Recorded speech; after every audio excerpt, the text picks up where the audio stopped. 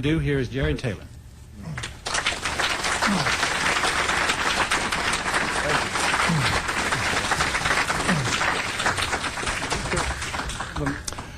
Thank you. I'm Jared Taylor. I'm the editor of American Renaissance. It's a publication that deals with questions of race and immigration and the demographic future of the United States. And if anyone is interested in knowing more about American Renaissance, he can always telephone area code 703-716-0900. Now, on this question of immigration, it seems to me to analyze this question adequately, you need only ask two questions, just two questions. Does America need more people? And if so, who does it need? Well, to start with the question of more people, the population of the United States today is about 260 million. But if current rates of immigration continue, and because immigrants have much higher birth rates than native-born Americans, within 50 years, our population will be 400 million. That's talking about adding another 140, 150 million people into the United States. Well, let me ask you, when was the last time you were driving down a clear stretch of highway and you said to yourself, gosh, I wish there were more cars on the road. I haven't been in a traffic jam for 15 minutes. We need more cars. Or when was the last time you were in a store and you went to the checkout counter and you didn't have to stand in line? You says, my gosh, I'd rather stand in line. We need more people. Or when was the last time you took a walk in the woods and you said to yourself, what an ugly forest this is. I think we ought to cut this down and make houses and parking lots and shopping centers for 140 million more Americans. Well, no, you have never said this to yourself. Never. It would be insane to do so. But that is the kind of policy we have today. As to who is coming into the United States, now I'm sure frequently you've thought about the place where you grew up. You think about that little town, you think to yourself, gosh, we had a terrible problem back in those days. A really awful problem. We didn't have any Mexicans in our town. And come to think of it, we didn't have any Haitians or Guatemalans or Ethiopians either. And boy, did we suffer on account of that. We really do need to correct that problem. Now, don't you think that to yourself at least 10 times a day? Well, the people that run this country must be thinking that to themselves.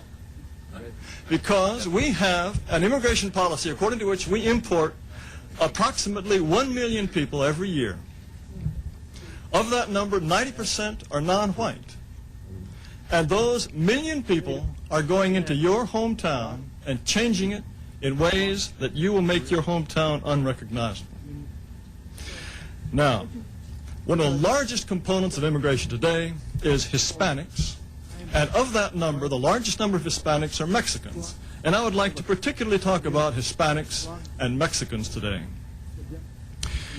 In the year 1900, the state of California was less than 1% Hispanic, less than 1%. And the country as a whole was far less than 1% Hispanic. Now, in 1994, there were 9 million Hispanics in California alone. By today, 1998, there's probably close to 10 million. And very soon, there will be more Hispanics in this country than blacks if immigration and current birth rates continue. And on the subject of Mexicans, who make up 50 to 60% of Hispanic immigrants to the United States, as many of you probably know, the Mexicans recently changed their nationality and citizenship laws so that Mexicans can become U.S. citizens but still retain Mexican nationality. There was a very explicit purpose for this that the Mexican authorities made no secret of whatsoever. It was to encourage Mexicans who still had a fundamental loyalty to Mexico to go ahead and become Americans. The message to Mexican Americans is, you can be an American, you can vote in those elections, we know you're a loyal Mexican. They want Mexicans to form public policy, to vote in our elections, and to have what in mind? To further the interests of Mexico and Mexicans, not the United States.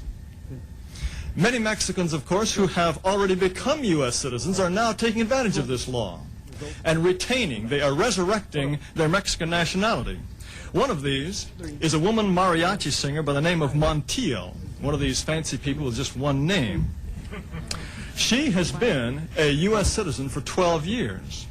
But recently she availed herself of this new opportunity to become a Mexican all over again and maintain dual citizenship. One of the songs that Miss Montiel sings is called La Migra. Migra is a contemptuous expression that the Mexicans use for the Immigration and Nationalization Service. And some of the words of the song are, "You are the Migra, but you cannot stop my people. Even if you kill us, we will become the majority." Now, do those sound like the lyrics of a good patriotic American? They don't sound like it to me. In fact, it's very, very interesting to see what Mexicans themselves say about their increasing presence in the United States. And what I've done is I've gathered together a few quotations from Mexicans. These are quotations you're not likely to find in your newspaper, but they're very well, they bear pondering because they are an expression of what we can look forward to if our immigration policies continue. Here's a fellow, his name is Agustin Cebada. He's a leader of something called the Brown Berets. This is an admittedly hardcore Mexican nationalist group. And this is something he said on July 4th, 1996, just to make us all feel good. He said, "Go back to Boston. Go back to Plymouth Rock, you pilgrims. Get out. We are the future. You are old and tired. Go on. We have beaten you. Leave like beaten rats. You old white people, it is your duty to die." Now, you might say, well, this is an irresponsible loudmouth. He doesn't speak for the real solid citizens that we have in this country, good patriotic Mexican Americans. Well, he may express himself a little bit more forthrightly. But how about this? How about what Art Torres has to say? He is a former California state senator, and now he is the chairman of the California Democratic Party. And he was discussing Proposition 187, which prevented illegal immigrants from benefiting from welfare programs. He told a group of Hispanics, remember, Proposition 187 is the last gasp of white America in California. Understand that. And when people say to me on the Senate floor, when I was in the Senate, why do you fight so hard for affirmative action programs? I say to them, because you're going to need it when white people become a minority. This is a man who has had a responsible position in state government and continues to have a responsible position in the state Democratic Party. An open Mexican nationalist who is looking forward to the day when whites become a minority.